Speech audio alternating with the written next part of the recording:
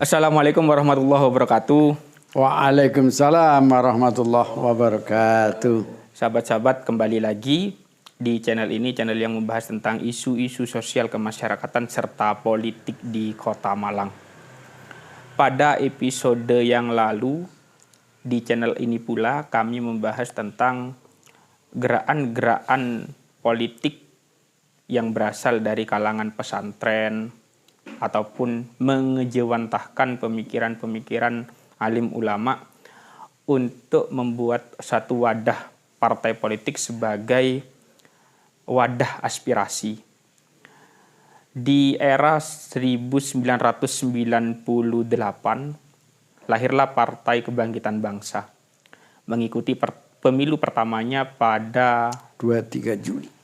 Iya, 23 Juli lahirnya PKB. Lahirnya PKB 1998 dan kemudian mengikuti pemilu pertamanya pada 1999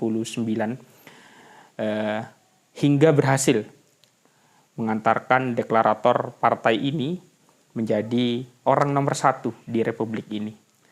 Kemudian berlanjut mengikuti pemilu kembali di 2004, pemilu yang diikuti oleh seluruh masyarakat, pemilu secara langsung, sahabat-sahabat. Kemudian berlanjut di era 2009. Nah, pada episode ini kami akan membincangkan tentang periodisasi partai dari 2008 dan 2009 hingga comeback kembali melesat menuju penambahan kursi yang cukup signifikan di 2014. Untuk itu, kami akan membahasnya dengan narasumber yang kapabel di bidangnya, karena beliau sedari awal juga ikut membangun, merancang satu tatanan Partai Kebangkitan Bangsa di Kota Malang. Assalamualaikum, Abah. Waalaikumsalam warahmatullahi wabarakatuh. Abah Haji Fatullah, Ketua DPC PKB Kota Malang. Abah, kami sebagai anak-anak muda pada era-era 1998, saya yang kelahiran 1994 masih usia TK saat 4 itu. tahun. Abah. Ya, masih usia TK, tidak tahu apa yang sebetulnya terjadi di Republik ini. Sementara kami saat ini menjadi bagian dari perjuangan masyarakat, perjuangan alim ulama untuk terus melestarikan perjuangan-perjuangan partai.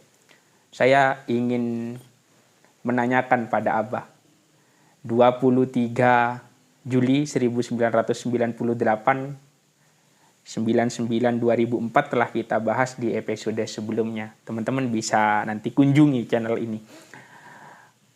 Sekarang saya akan menuju 2009, apa? 2008 saya masih kelas 2 SMP saat itu. Tidak tahu apa yang terjadi, tiba-tiba nampaknya terjadi gonjang-ganjing antara Kiai Abdurrahman Wahid dan juga Gus Muhaimin Iskandar, Ketua Umum Partai Kebangkitan Bangsa saat ini. Apa yang terjadi saat itu, apa? Dan apa pula dampak yang dirasakan oleh teman-teman di tataran grassroots kota? Ya, terima kasih Mas Bari selaku kader muda di PKB Kota Malang yang pernah nyalek. Kalau saya ngamati, PKB ini kan jelas basisnya, jelas ideologinya, dan terbukti ketika kebekuan politik selama 30 tahun Orde Baru. Begitu PKB dilahirkan, langsung melahirkan sosok presiden yang sangat-sangat fenomenal menurut saya. Sangat-sangat fenomenal. Iya, ya, betul. Karena mungkin dari sekian presiden yang masih diberi nilai positif, ya walaupun yang lainnya bukan negatif ya. Ini hanya Gus Dur, karena merubah tatanan, ya banyak ide dan lain sebagainya. Dan tentunya Gus Dur mau membangun negara ini sesuai dengan kaidah-kaidah pikiran ulama ya. sebagaimana Indonesia didirikan kan tidak bisa lepas dari karya para ulama. Betul. Nah, begitu PKB lahir, Gus Dur jadi presiden, saya yang ngamati sekian tahun NU tidak pernah terlibat di dalam pemerintah. Ibarat ada kue, kalau saya katakan kue ya. Kue. Itu yang dulunya orang jadi majikan bisa jadi satpam. Iya kan? Yang dulu majikan, bos apa, pabrik apa. Begitu reformasi dirubah kan bisa jadi satpam itu. Nah tentunya dampak-dampak daripada itu, ya PKB seperti itu, apalagi jelas kekuatannya dilahirkan oleh NU, mesti ada gangguan baik internal maupun eksternal, itu pasti. Internal ataupun eksternal yang mengganggu. Ya, tapi kalau eksternal kan tidak bisa kita baca. Eksternal mau masuk secara langsung tidak mungkin. Tetapi bagaimana di kalangan internal itu terjadi ada gejolak. Nah, waktu itu kan terjadi perpecahan, lahirlah namanya PKNU. PKNU. 2008 itu. 2009 itu pemulinya ya. 2009 itu lahirlah PKNU. Sehingga otomatis lah ya. Karena tokoh-tokoh kiai-kiai pada berlabuh ke sana mayoritas ya. Belum lagi ada perbedaan di tingkat DPP. Sehingga pemilu 2009 itulah pemilu yang sangat melelahkan. PKB di Jawa Timur dari 33 menjadi dari 31 ya 2004 itu 31 kursi. 31 kursi di 2004. Ya. Kemudian 2009 berbalik menjadi 13 kursi. Oh, iya. Jadi 31 dibalik jadi 13. Iya. Kecelakaan telok 13 juga. 13. Cilaka 13. Katanya 13. Orang sebelah. Iya. Nah itu memang pemilu yang sangat melelahkan. Kita dapat gangguan dari berbagai sudut. Di internal terjadi lahirnya PKNU, tokoh di Jawa Timur itu membuat atau menjadi partai yang lain gitu ya. Itu yang sangat kita rasakan, otomatis grassroots kacau ya. Termasuk di Kota Malang. Ya otomatis. Indonesia gitu loh, di Kota Malang gitu loh. Tapi saya masih tetap di sini gitu loh, di PKB, tidak ikut ke sana. Tidak ikut nyebrang. Tidak ikut nyebrang lah. Karena saya dapat fatwa dari beberapa kiai, orang yang mufarokoh istilahnya. Iya, mufarokoh. Atau ya mufarokoh dari lah. barisan. Mufarokoh itu jarang yang menang. Itu saya dapat fatwa itu begitu. Orang yang sudah biasa di satu komunitas ini terus kok tidak puas terus membuat komunitas ini, itu jauh lebih kecil daripada induknya. Ya, nah, seperti Hawaris kan kecil-kecil terus itu nggak besar-besar. Ya, kan ada kan partai sebelah dulu besar, sekarang berdiri kecil-kecil. Ya. Nah itu yang harus kita camkan kalau kita berjuang di sebuah politik ya. Ya sudah, kalau cocok ini ya sudah teruskan. Idealisnya jelas. PKB itu juga jelas. Kalau pindah-pindah partai itu ya itu tadi. Nah, selanjutnya di samping itu ada pembelajaran yang sangat mahal ya. Saya tidak tahu dulu di pusat kalau saya ngamati caranya Gus Dur mendidik kader.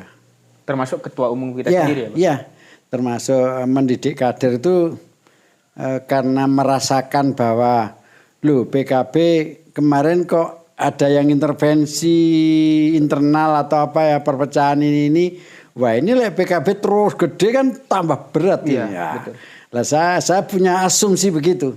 Wah Gus Dur ini kalau didik kader caranya kok begitu ya. Nanti seakan-akan dipisah kan. Dipisah.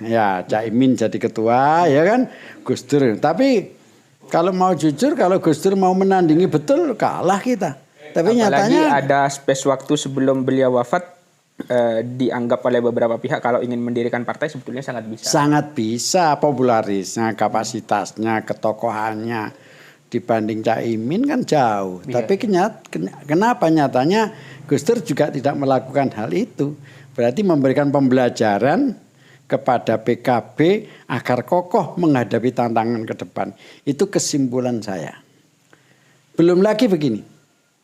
Ketika terjadi konflik kecil ya, saya katakan konflik kecil lah. Nyatanya PKB tidak pernah tidak masuk ET. Iya kan? Oh iya. Artinya kan sih tetap besar. Ketika Cak Imin itu jadi ketua, bagaimana menghadapi tantangan dan lain sebagainya, menghadapi gangguan, sudah diajari oleh Gus Dur itu. 2009 itu Iya, 2009. Pilih lagi apa? Saya ikut pileg di provinsi. Oh, ikut pileg di provinsi. Iya, tidak lagi di kota. Saya mikir gini kan, saya di kota sudah 2 kali. 99, 2004, 2009, 2009 naik ke provinsi. Iya, naik ke provinsi. Pikiran saya, sudahlah saya cukup 2 kali saja di satu tempat. Biar ada generasi selanjutnya. Atau saya masih di PKB. Saya mencalonkan di provinsi. Dan dapat kursi saat itu? Di provinsi, yaitu tadi dari 31 menjadi 13, otomatis enggak dapat lah. Di Kota Malang yang asalnya 2 jadi 1. Oh iya. Ya, asalnya 2 jadi 1, kalau separuh lah ya. Nah, untuk kursi provinsi. Provinsi, pusat apalagi ya. Iya. Pusat apalagi gitu loh. Jadi gangguan-gangguan semacam itu kita alami tahun 2009 dan itu sangat melelahkan. Dan tertati-tati nampaknya. Sehingga tidak ada muktamar biasa. Selalu muktamar luar biasa. Lah itu pengalaman besar dan saya senang punya pengalaman itu. Ya artinya senang apa? Ternyata sekarang PKB lebih kokoh gitu loh. Lebih kokoh. Nah, sehingga 2014 kita mulai bangkit lagi. Ya, termasuk di provinsi tambah sehingga saya jadi DPR di provinsi 2014. Saya angan-angan begini, ini pikiran saya sendiri ya.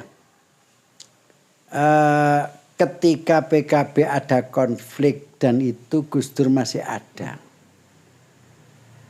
Ternyata berapa tahun lagi sebelum pemilu 2014 Gus Dur sudah dipanggil Allah. Berarti diajari dulu, ya kan? Lah andaikan tidak konflik saat itu. Terus tahu-tahu Gus Dur ditinggal sama beliau. Gus Dur, iya, kira-kira orang lain mengadu, ya kan kita bisa lebih melelahkan itu, betul.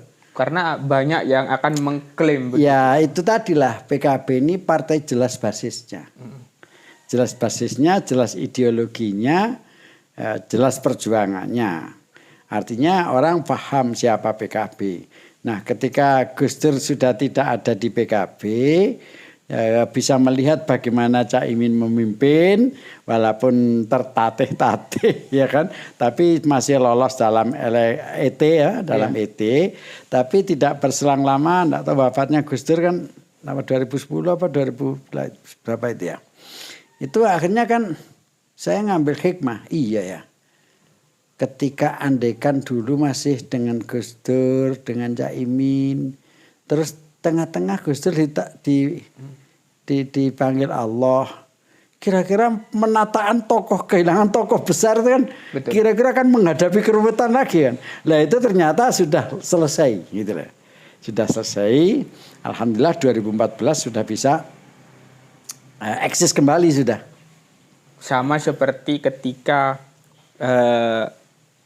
sedikit saja saya ingin menyinggung ketika Muktamar NU di Jombang 2015 saat itu Kiai Hasyim Muzadi bersama Kiai Solahuddin Wahid, Rais Am dan juga Ketua Tanfid yang digadang-gadang untuk sebagai pimpinan kala itu.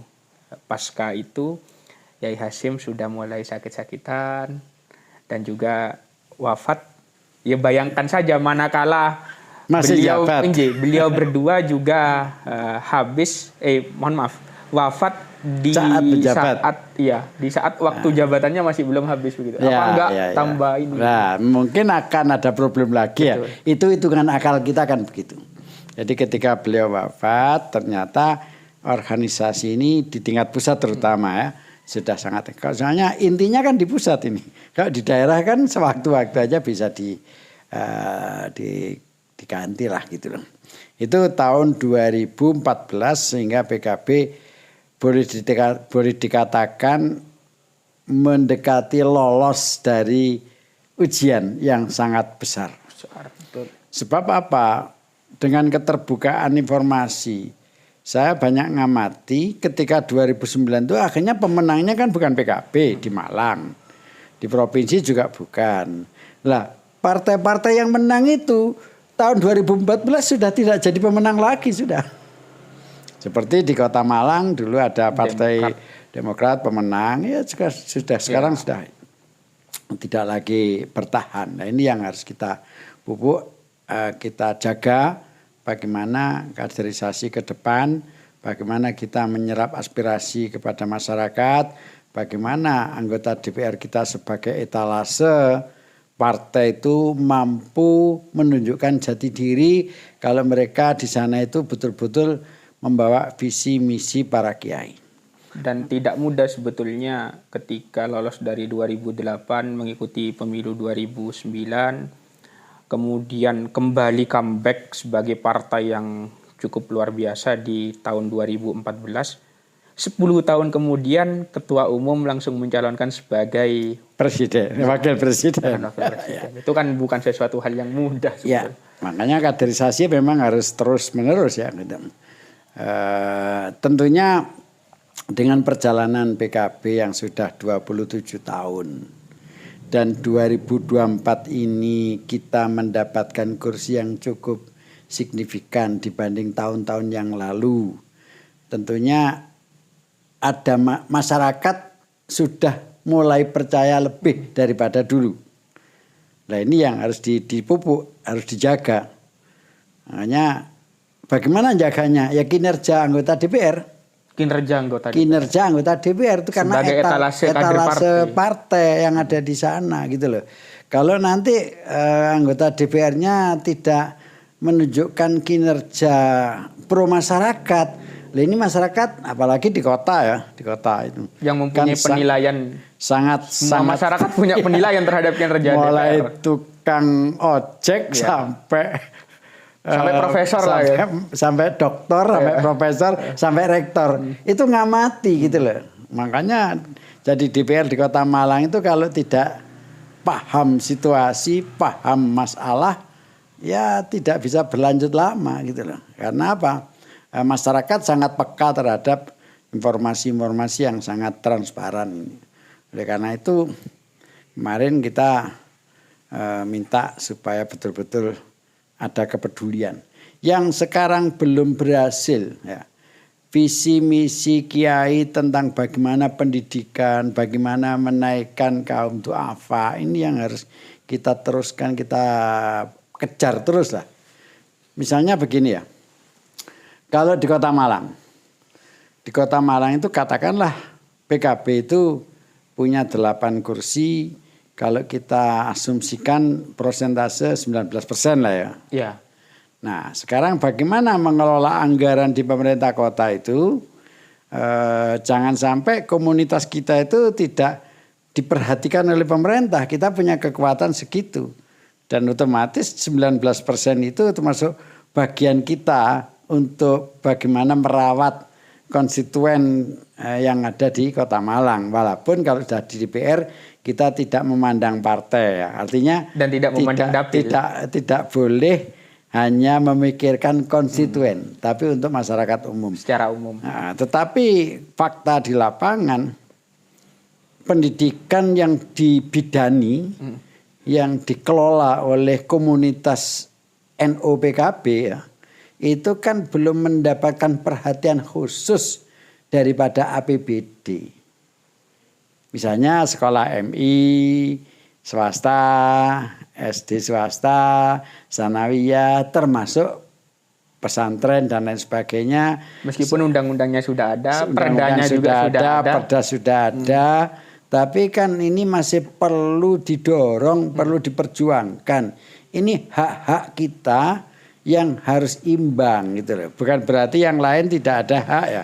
Tetap lah ya. Artinya pemerintah kota tidak mampu menciptakan sekolah yang unggulan Seperti sekolah-sekolah swasta kan banyak di kalangan kita yang menjadi unggulan ya. Iya. Buktinya SD dengan MI Lebih di rame kampung-kampung MI-nya. itu lebih laku MI. Iya, betul.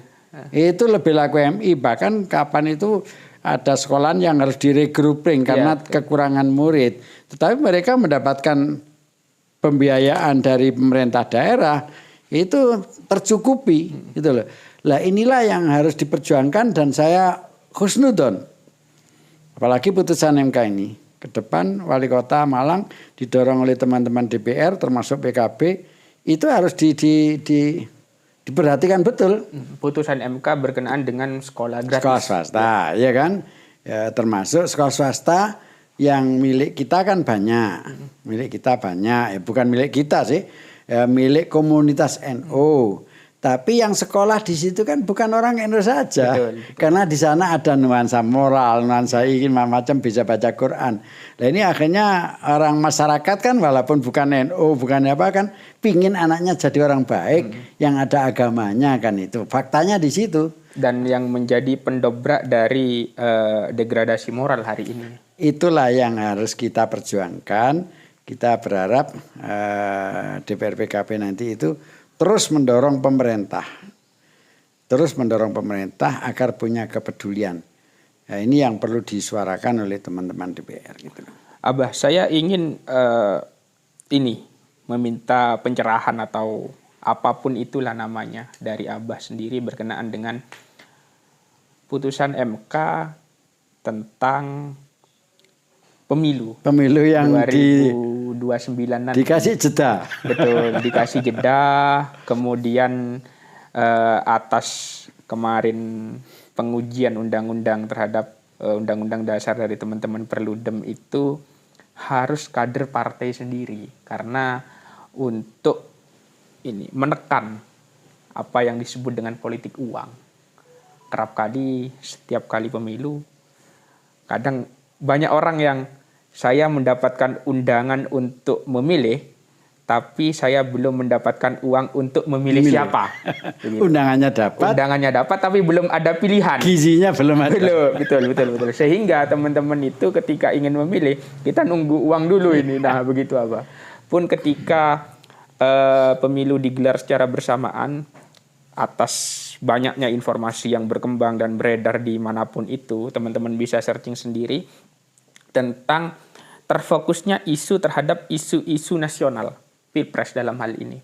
Jadi yang daerah tidak dapat porsi, yang tingkat 1 juga tidak mendapatkan porsi, mau ngapain dan untuk apa menjadi anggota DPRD pun sebagai kepala daerah tentunya. Itu juga tidak mendapatkan gambaran apapun karena kemarin kita kan memulai pemilu pada bulan Februari 2024, kemudian pada bulan 11 kemarin, November, sudah melakukan pemilihan untuk kepala daerah. Ini kan dalam 1 tahun tidak ada waktu yang cukup, tiba-tiba langsung digelar pemilu yang berkelanjutan begitu.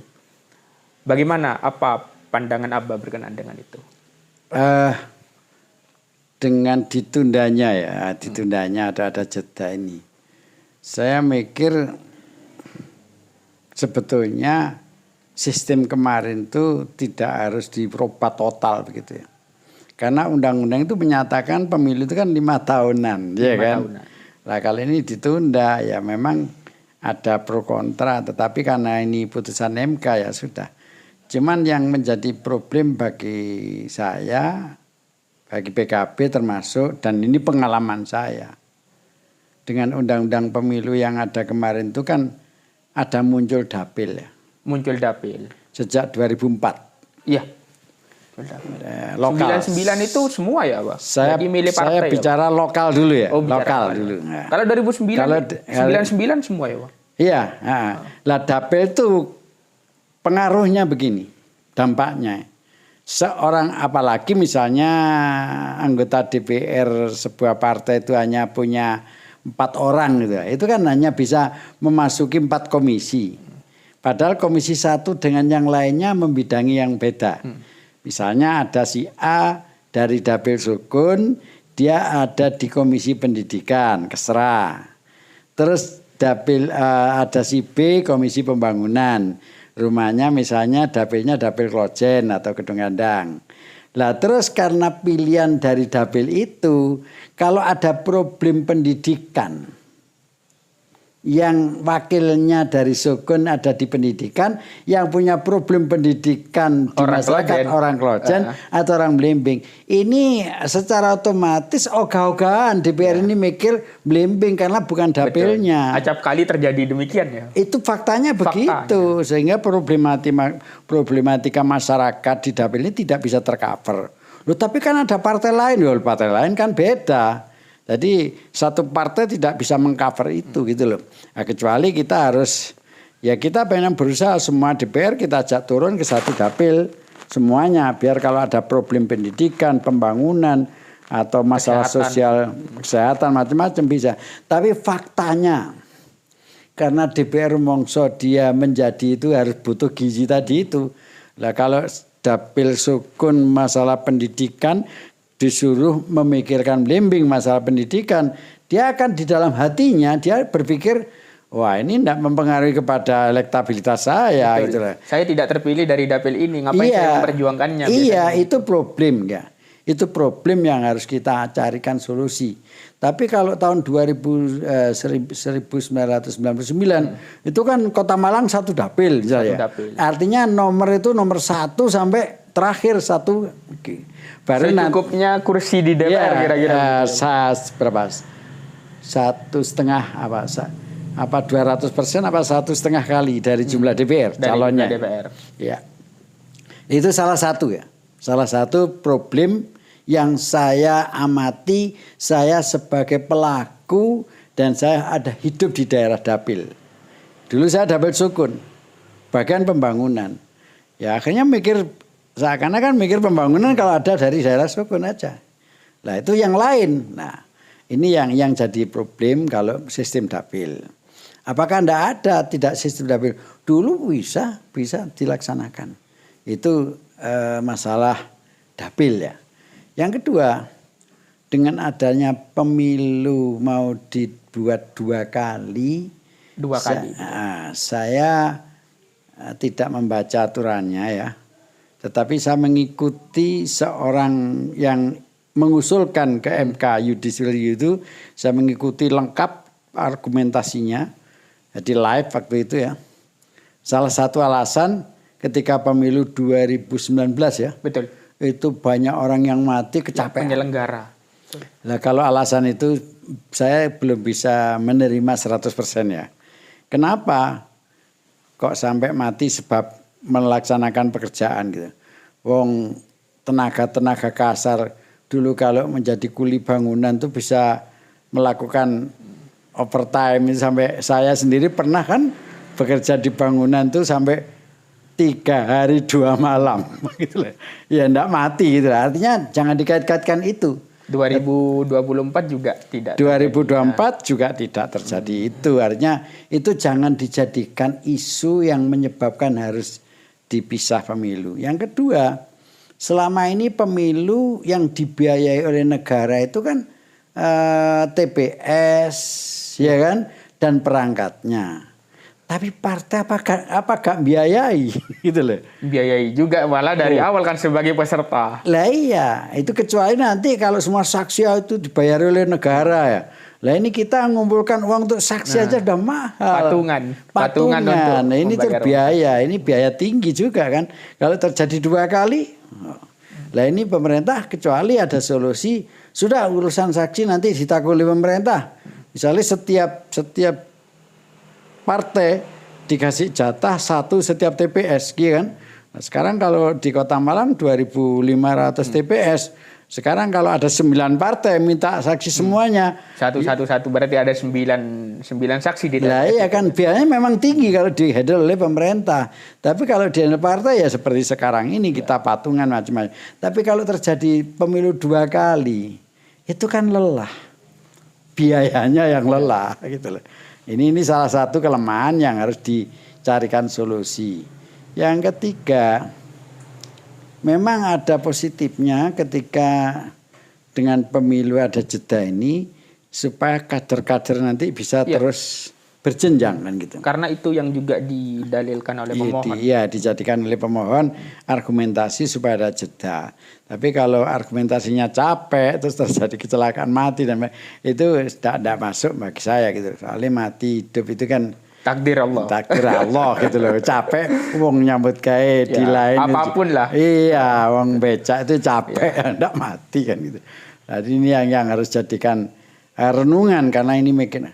Nah, untuk menghindari pragmatisme, selama sistem pemilu itu one man one vote anggota DPR, dengan kondisi ekonomi masyarakat kita masih sangat jauh ya, hasil per kapita ya, itu sulit untuk menghindari tidak pakai uang. Dan kenyataannya di 2014-2019 uang 30 sampai 50 ribu itu masih laku. 2019-2024 di antara 50 dan 100. Ya. 2024 saja sudah 100 dan 150 itu. Bagaimana nanti kalau 2029 kira-kira? Iya. Lah artinya kalau itu yang akan dijadikan tokoh orang-orang yang berduit. Iya, betul. Dan pragmatisme cukup kental sekali. Ya, oleh karena itu tentunya kita sudah mengalami beberapa kali pemilu. Ketika zaman Orde Baru, tidak ada yang pakai uang. Dan nyatanya yang hadir di TPS juga tidak sedikit, di atas 90%, 92. Ya, sementara sistem sekarang yang datang di TPS 80-an persen. Iya, 82. Kenapa 82. Pakai uang tambah menurun, ketika zaman Orde Baru tidak pakai uang juga tidak menurun. Ini yang harus direnungkan. Jadi dapil tadi juga masalah. Terus one man one vote, jadi siapa akan banyak-banyak suara kan.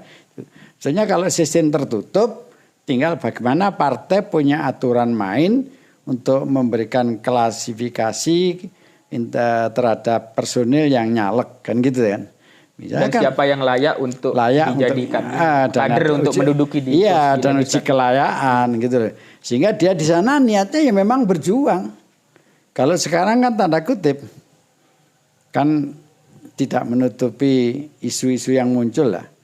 Kalangan akademisi, kalangan peneliti atau mungkin bagian dari LSM ya. Kadang-kadang masih tidak ada kepercayaan kepada anggota DPR kan? Betul. Kan ini fakta gitu loh.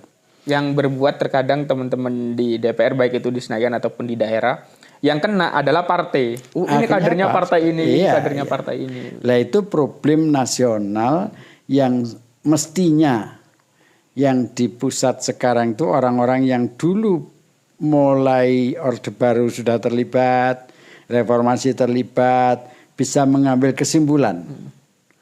Bisa mengambil kesimpulan bahwasanya pemilu sistem kayak begini dampaknya ini. Kecuali kalau orang hidup sudah kaya semuanya lah ya. Itu misalnya pemilu nggak butuh uang, tambah kira-kira kalau dikasih 100 nggak laku gitu. Iya. Lebih memilih objektivitas dari. Iya, karena ekonominya kita masih begitu ada kesenjangan yang cukup tinggi, maka dia milih harus memakai itu tadi ada bekal gizi tadi. Inilah saya kira putusan MK itu ya memang sudah final ya. Tapi saya berharap saya sebagai aktivis politik yang baik di Orde Baru maupun di Orde Reformasi. Walaupun Orde Baru saya tidak ikut partai politik, tapi membantu teman-teman di P3 waktu itu ya. Itu mestinya ya. Saya mengalami itu, kami berharap dapil dihilangkan. Dapil dihilangkan. Iya kan? Tidak lagi terbuka. Bagaimana nanti caleg-caleg apakah semangat? Oh semangat, tidak usah khawatir. Ya kan? Apalagi masyarakat sekarang walaupun tidak didatangi caleg, kita ada sosial media kan? Betul. Wong sekarang ketika mencalonkan, kadang-kadang calegnya di Jakarta, ya. Yang kesini timnya. Lah berarti kan dia tidak butuh siapa yang jadi. Tapi bagaimana butuh uangnya. Ya, lah kalau nanti tidak ada uang, sama saja kan, mesti dia akan mencari, wah ini orangnya segini, daftar caleg tetap ada kan gitu. Tidak usah khawatir, tinggal treatmentnya saja untuk sosialisasi itu yang perlu didesain ulang. Gitu. Ya termasuk pilihan kepala daerah. Wah ini merubah tatanan psikologi dah. Ya. Sistem pemilu ini menjadi perubahan tatanan segala-galanya sudah. DPR sekarang harus mencari dia habis banyak terus setelah jadi DPR gimana dan sebagainya. Inilah yang harus kita antisipasi. Jadi PKB tetap akan mengikuti peraturan, tapi kita berharap ada perubahan yang signifikan terhadap sistem pemilu yang selama ini sudah kita rasakan. Ya.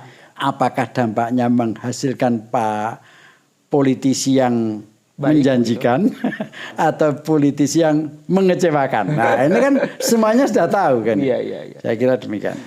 Baik teman-teman, itu tadi perbincangan kami bersama Ketua DPC PKB Kota Malang, mentor kami, kader-kader muda di DPC yang hari-hari ini belajar politik bersama beliau.